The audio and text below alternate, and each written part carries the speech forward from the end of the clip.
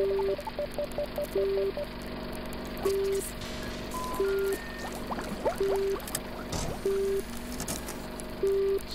ample, take 1.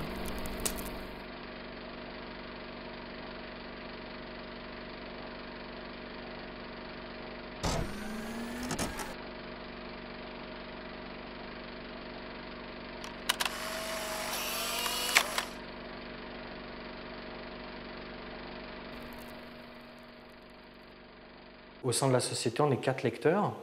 Donc, quand on reçoit, donc il y a un premier jet quand même, un premier tri qui est fait par une personne dans la société.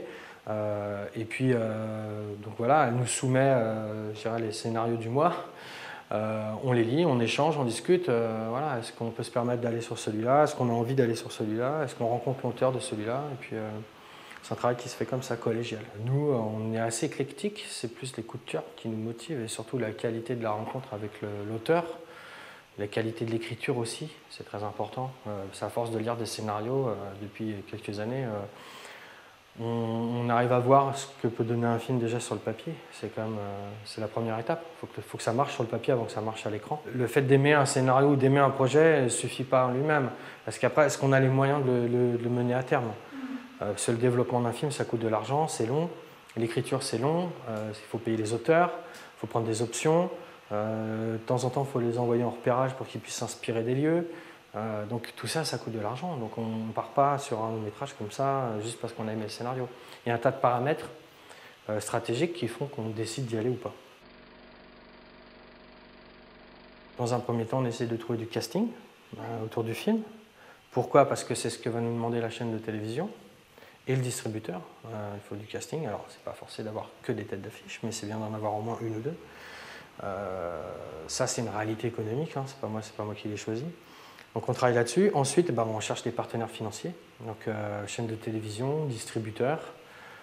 Et ça prend beaucoup de temps, parce qu'il faut convaincre les gens que le film tient la route, que le film va faire des entrées, que le film va intéresser le public, que le réalisateur qui conduit le projet est à même de le mener à bien, que la société de production qui conduit le projet est à même de tenir la route financièrement. Donc tout ça, ça prend beaucoup de temps, c'est entre en moyenne 2-3 ans quand même, et 2-3 ans c'est quand ça va vite.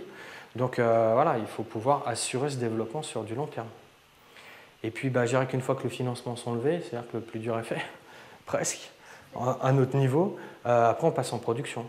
On passe en production, c'est-à-dire qu'on va fabriquer matériellement le film. Tournage, post-production, jusqu'à la livraison du film. Voilà. Où là, c'est une étape encore différente.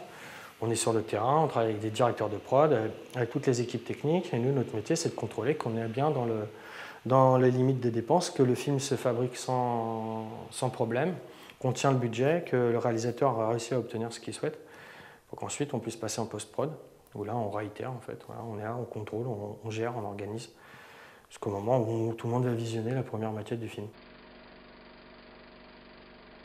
Vous donner un seuil de rentabilité d'un film, c'est pas possible, mais il y a des ratios qui existent, c'est pour ça d'ailleurs que tous les mercredis, il y a des gens qui scrutent les premières entrées ici à Paris sur certaines salles pour voir combien le film fait d'entrées, pour savoir s'il va avoir une vie ou pas et s'il va atteindre son point de rentabilité. Après, c'est des études statistiques, hein.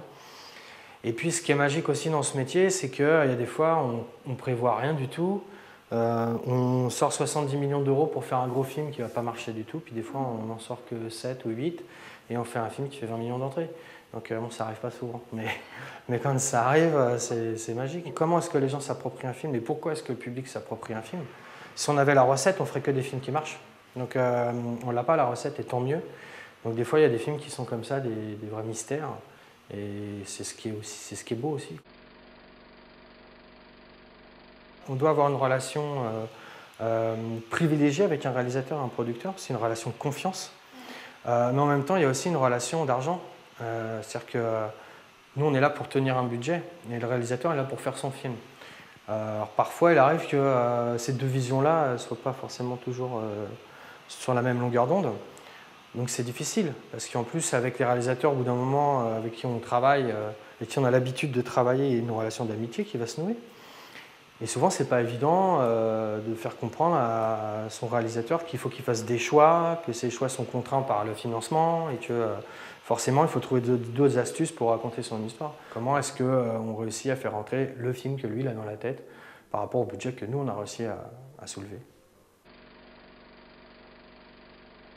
On parle de producteur délégué, producteur exécutif, directeur de production. Un producteur délégué, c'est lui qui a la responsabilité artistique, financière et juridique du film. C'est lui qui signe le film. Un producteur exécutif, c'est quelqu'un à qui on va confier un budget pour fabriquer le film. Et un directeur de production, c'est celui qui, sur le terrain, contrôle que les dépenses sont faites correctement, qu'il n'y a pas de dépassement et que tout va bien. Donc c'est lui qui va faire le devis du film, donc il va travailler à partir du scénario, du découpage, du dépouillement. Il va chiffrer précisément le film et ensuite c'est lui qui est chargé d'engager tous les gens pour fabriquer ce film. Donc il va négocier les contrats, qui va gérer qu'il n'y ait pas de dépassement pendant le tournage, qui va pouvoir louer le matériel, qui va pouvoir louer les décors, qui va s'occuper de tout ça. Donc lui, son rôle, c'est vraiment d'assurer un contrôle financier sur les dépenses qui sont faites au moment du tournage du film. Au début, quand on se lance dans ces métiers-là, on veut toujours être réalisateur ou acteur. On oublie qu'il y a tout un tas de métiers tout autour parce qu'on ne les connaît pas forcément. Moi, le métier de producteur, c'était un peu abstrait pour moi. Quand j'ai fait mes études de cinéma, j'avais un peu de mal à voir à quoi il servait, à part que c'était le boss qui faisait l'échec. Bon, c'est un peu limité comme vision. Ce qui est passionnant dans ce métier, c'est que en fait, vous suivez le film de A à Z, depuis sa conception jusqu'à sa vie en salle et à la télévision.